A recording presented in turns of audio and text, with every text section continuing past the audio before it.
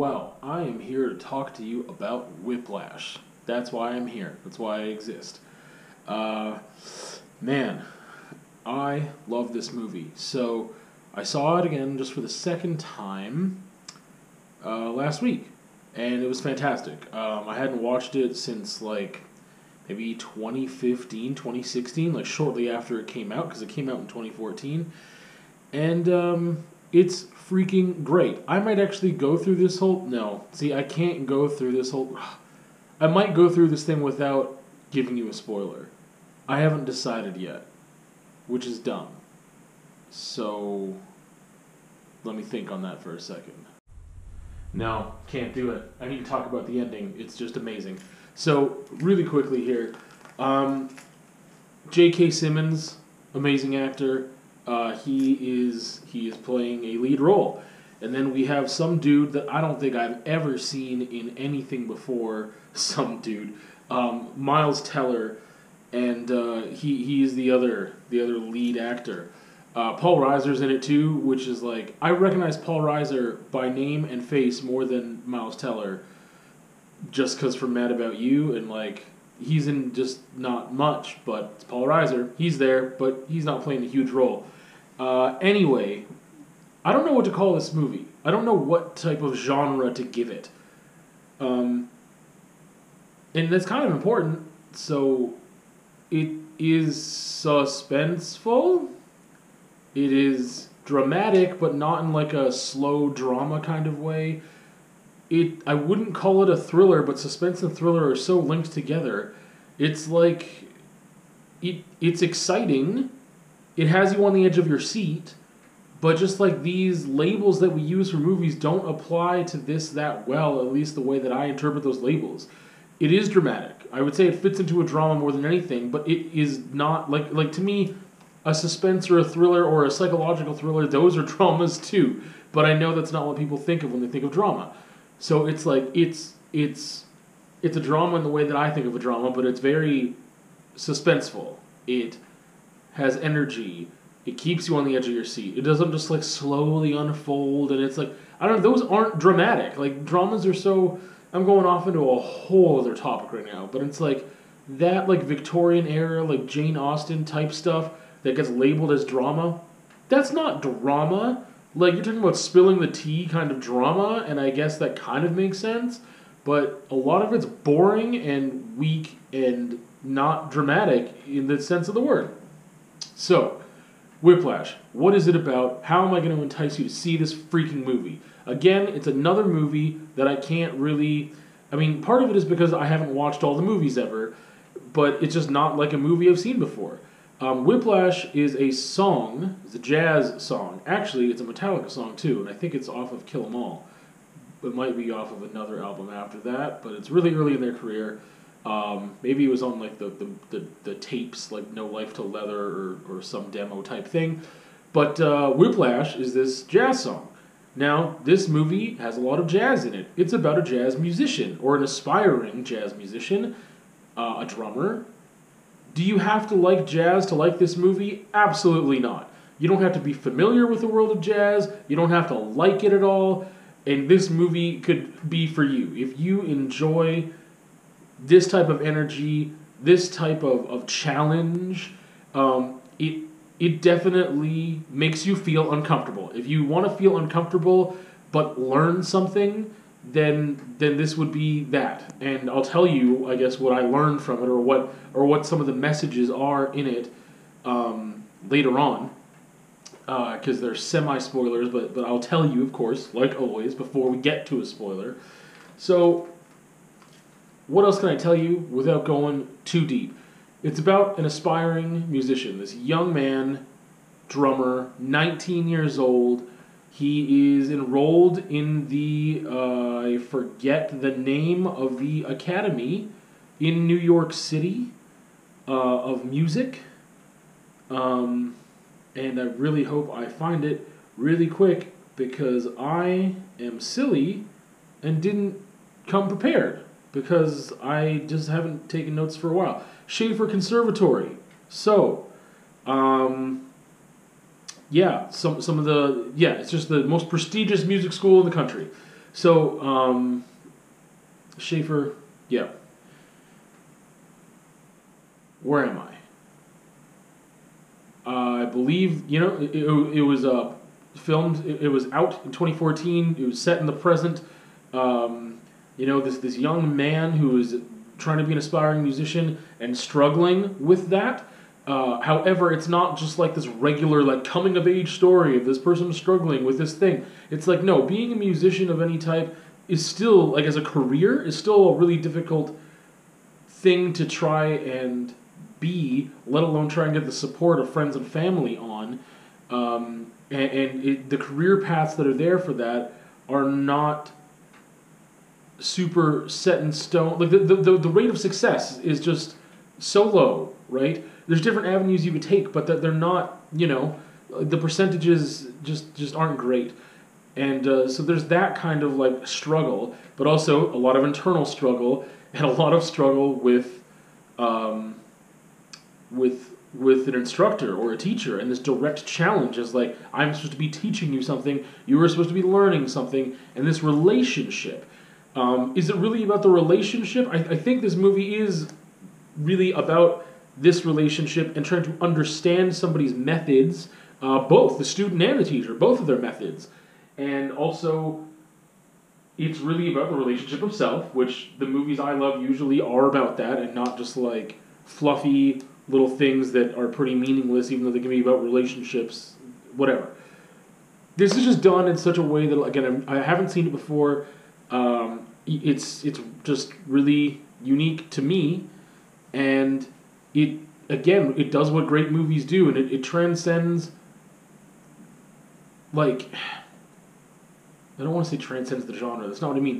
What this genre does, or what it does really well within this genre, whatever this genre is, of challenging you, of making you think, of giving you something to reflect on, powerful stuff, is that it doesn't matter what, like, that's what it's about. That's what it's really about. The setting and everything else doesn't matter as much if you're familiar with that, because everything else is familiar to you.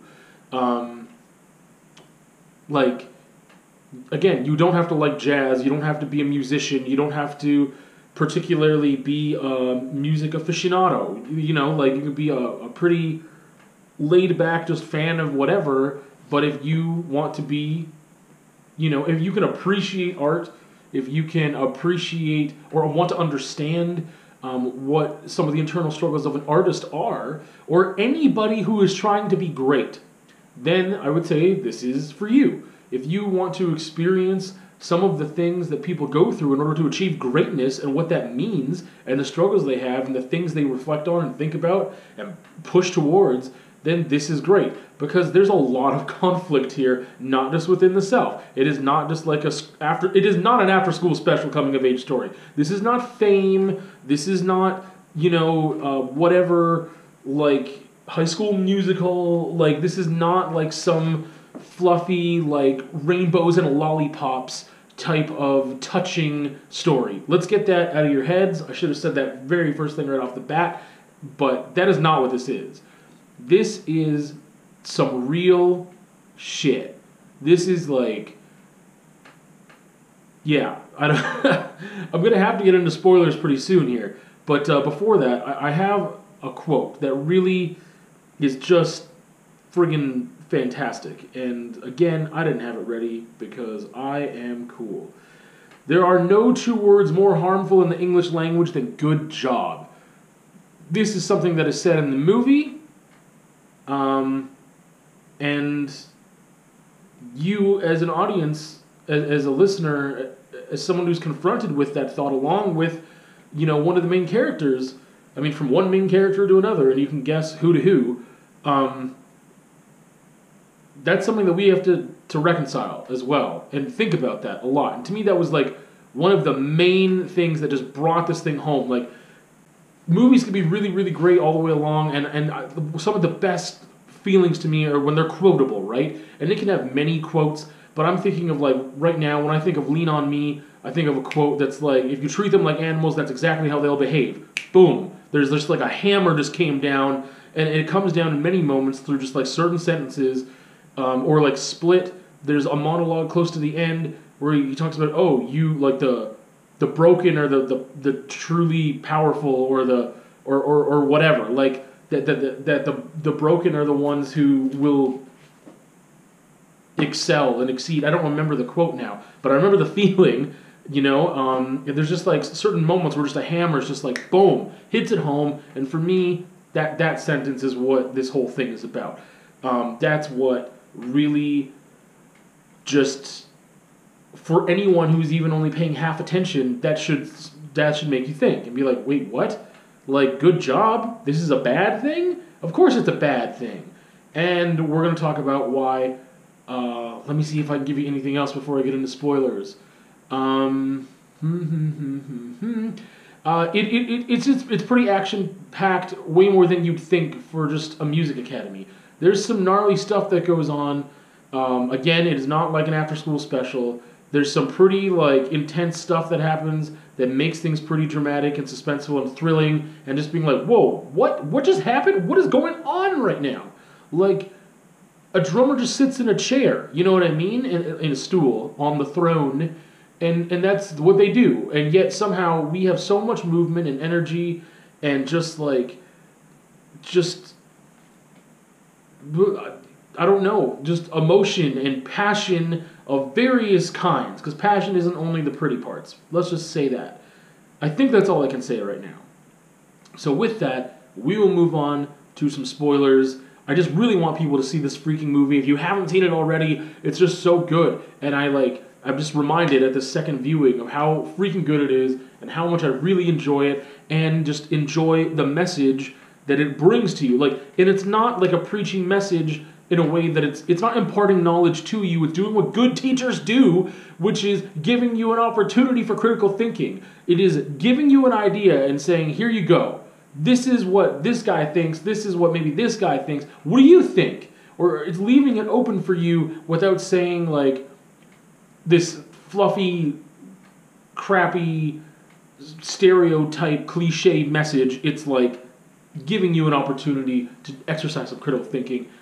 I started to go into the spoilers and then kept talking about these things that I think would be really enticing and really talking about what this thing is about. It is about challenging mediocrity. That is what a huge, huge topic in here is about, aggressively challenging mediocrity. And that is something I absolutely love. Aggressively challenging mediocrity and characters talking about why it's just not okay. So, I think that's the only thing I have to add. Okay, bye. Spoilers. Into the spoilers. Into the spoilers we go. So, this movie's nuts, huh?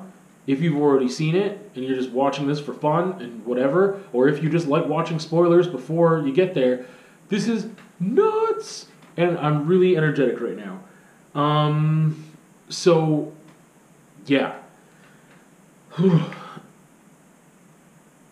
When I first saw this, I don't really remember my feelings because it was so long ago. And I knew the big plot points that were going to happen. I remembered them. I was so excited to watch it, and I'm really glad that I saw it again. But man, there's some twists in here, right? Like there's some. I should have mentioned that before I told people about spoilers. There's these twists in here that are just.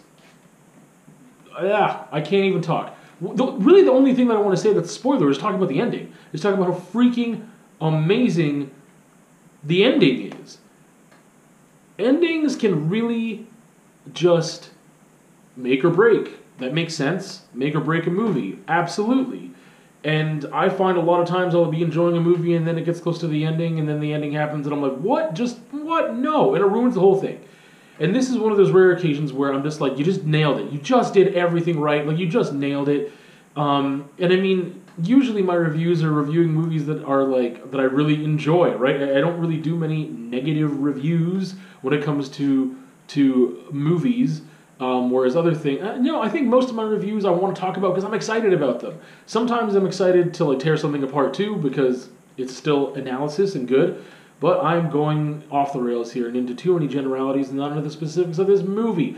So, they say there's this moment where I don't know what her name is, the person from the school, the liaison or whatever, is wanting Andrew to, and he's sitting there with his dad, played by Paul Reiser, and I forget his dad's name if we ever knew it, and it's just like,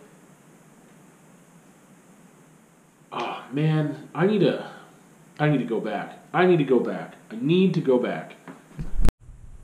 Okay, I had to go and like make a little bit to insert at the end before the spoilers about Challenging Mediocrity. That's what this thing's about. Anyway, so, when they're sitting there and his dad is trying to get him to basically rat out, I forget his name, so there's another thing that his instructor, oh my goodness, why do I do this? Terrence Fletcher, sorry. Andrew's dad's trying to get him to rat out Terrence Fletcher, Mr. Fletcher, and be like, hey man, like this other kid, like committed suicide, like, and they want to make, like his parents want to make sure this he doesn't push anyone there again, blah, blah, blah. He's hesitant to do it, and I think it's because he kind of understands his methods to a degree, but then at some point he just switches and he just, says, just tell me what to say, and I'll say it, just screw it, I'm just going to do it. They assure him, and this is dumb, they assure him that Fletcher won't know it was him. And that's a plot hole to me. Like, come on. Like, this kid's 19, but I mean, he has to be thinking, like, the timing of it. If they just go and open an investigation and blah, blah, blah, and they just fire him, who was the last person that he broke? It was Andrew. Of course it was going to be Andrew. So, like, this is the one thing that I'm just like, I call it a plot hole. It's not really, but I mean, it's just kind of like, really? He's not going to know it was you? And then, months down the road, he sees him, and he's, like, super friendly with him, and he's trying to explain himself to him, and this is, like, the huge setup for the amazing ending that we couldn't have if it wasn't for this, but there just should have been another way to get here. So he's in the small club, Fletcher's playing, he stops in, they have a drink after, Fletcher's telling him, like, I just want there to be greatness, I want to push people to greatness, and, like, if it wasn't for this thing, and, like, Charlie or whatever, and then he didn't throw the symbol at his head, then we wouldn't have the bird today, and just, like, whatever. And I think that Andrew really does understand this. I really think that Andrew does get it. There's a point where his dad asks him, like, you really think a lot of his opinion, don't you? And he says, yes. And I'm like, that's got to sting a little bit maybe for his dad. He doesn't get it. He doesn't understand. But that also shows that Andrew is understanding and appreciative somewhat of what Fletcher is doing and gets it, but gets caught up and gets bulldozed by it, and here we are, So, but that was just the setup for, like, oh, I don't need my drummer. Like, that's the other thing. How would he not have a drummer that's cutting it? Like, you would make sure he had everything he needed. But Andrew's lust for this opportunity and success and being great has just crept up again. He left it all behind. He's just going to be a dude. And then he gets this opportunity and he's like, man, I got to do this. And in a weekend, all of a sudden, he's just, like, ready after not playing for, like, months. I don't know how many months. I don't think it was quite a year, but it was months. He's just put his whole kit away, and it's not, I don't play drums anymore. I'm going to call my old girlfriend and, like, tell her to come see me do this. Well, whatever. Anyway, so that was the other red flag that Andrew should have picked up on. Was like, as much as I love this movie, I still have to criticize the things that I see. And it's like, how did he not pick up on the fact that Fletcher wouldn't go into a competition a few days in advance and not have a drummer that was ready? Why would he do that? And so he's inviting Andrew to come in on this with almost no time to prepare. Fletcher doesn't know that Andrew just quit drumming, so he doesn't know that. But Andrew goes and does what he needs to do to get prepared. And then, at the beginning of this thing, Fletcher just goes up to him and says, like, I knew it was you, and he sets him up to fail in front of everyone. And the other thing that I hate is that this thing in Andrew's character where I know that he's been taught and conditioned that whining would be a sign of weakness or inappropriate or just horrible. But like, he had an opportunity to say to like the bassist, like, he didn't give me the music. Like, I don't know this song. He lied to me. He set me up. Like, that dude would know that. Like, you'd be like, oh yeah, Fletcher, I guess he fucked you over. Like, absolutely he would understand that because he's worked with Fletcher for more than a day, right? So he doesn't say anything. He just sits there like an idiot, and he leaves. And he gets a hug from his dad, and then he goes back, and he's got a plan of his own. And this is just. Not only is it just like, like, because they're playing what, Caravan now, not Whiplash. I think we hear Caravan more than we hear Whiplash, honestly. But he just goes into it, and he cuts Fletcher off, and he's just doing his freaking thing and playing perfectly to the point where he forces Fletcher to notice his perfection. Because Fletcher he can't let that go unnoticed. He's always wanted, he said, and never been able to produce one of the absolute greats. And here's an opportunity. It's this kid. And this will kind of go into that quote that I want to wrap up with that I already talked about, but we need to wrap up with it. So he has to notice this thing happening. And he plays so well, and the song ends, and then Andrew just kicks in with his solo. And Fletcher goes, what are you doing, man? But you could see on his face and on his tone, he wasn't like, yo, what are you doing, you idiot? But it wasn't angry, it was shock. It was like, you just played the most perfect thing of all time, and now you're playing again, you're going to risk screwing up. What are you doing, man? You just nailed it. Like, that's how I took that. And he's just like, don't worry, I'll cue you. Like, and he just goes in for the best solo in the world and plays it perfectly. And then, Fletcher just gets into it. I mean, he's working up a sweat. He's throwing his coat off. He's getting into it. He's, like, coaching him through it. He's conducting him through a solo.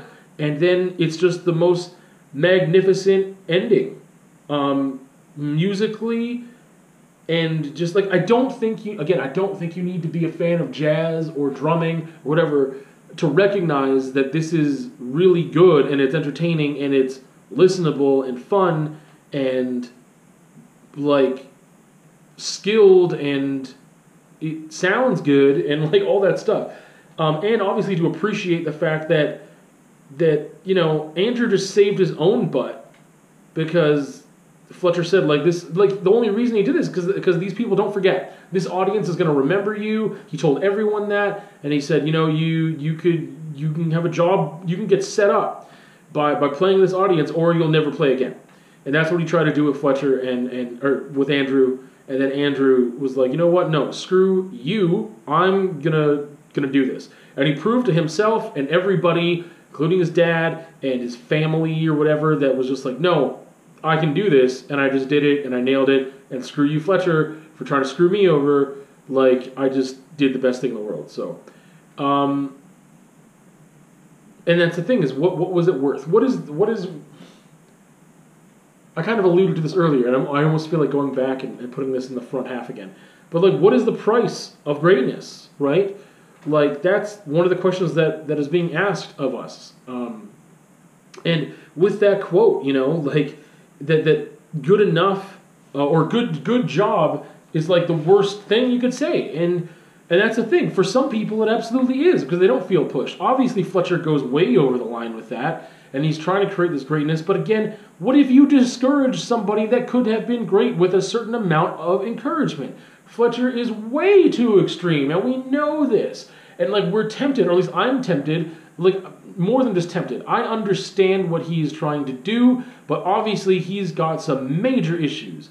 Because, he drives this one kid to push himself so hard and be perfect and whatever, and then he becomes this great player, and Fletcher's there crying in front of his class, listening to this dude play whatever horned instrument, brass he's playing, and and crying, saying, like, he was great, and I found out he died today, and Fletcher knows what happened. How does he not know that he had a part in that, in creating, like, this amazing amount of, like, PTSD and stress and anxiety and, like, pressure and maybe depression and, like, just this warping this kid's mind with whatever.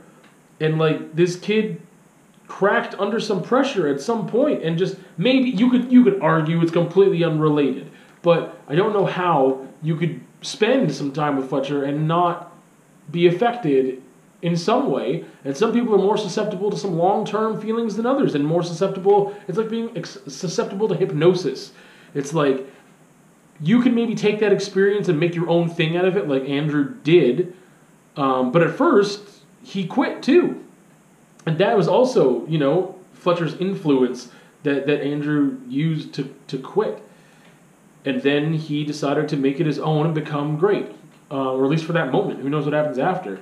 But just like, obviously Fletcher's just way off here. Like that it's just amazing that he can just go off the rails and then just cry to his class and not even try to hide, like, not even hide this thing, and just like be so fake. Like he is, like, he's got some stuff going on there, like where he, just that type of sadism, narcissism is just out there. So that's what we wrestle with too. Obviously there's a balance, and we don't really see that thing, but we do. I don't want to say we're sympathetic to Fletcher's character. We know he's out to lunch. But there's a part that if we believe in the best part of him ever, then we believe that he really wanted to do something great. But he didn't know how to do it. He didn't do it effectively. He's completely just got his own issues that he's taking out on other people and whatever else. But we are left with this extreme example, and what I like is that they don't give you a juxtaposition. They don't make it super obvious. But maybe it's just because the teacher in me or whatever that is like, hey, there's a balance. I completely understand wanting to challenge people and push people, but there's obviously a line. And then we know that obviously he could have pushed people away but there's that question again, like, oh well, because Andrew asks him in like the place he was playing, the jazz club, like, well, what if you discourage someone before, like, and it's like, well, then he wouldn't be, like, because the greatest person wouldn't get discouraged is the argument, and that's where you're inclined to believe he's right. Like the person who was going to be great wouldn't have been discouraged. They would have pressed on, they would have figured it out, and they would have done it. And that's something we have to reconcile with too, is like, he's right. He's just right. It doesn't make it okay for him to do, but he's right. And with that, that's just it. I'm going to see you on another time for another review. If you haven't seen Whiplash, go watch it.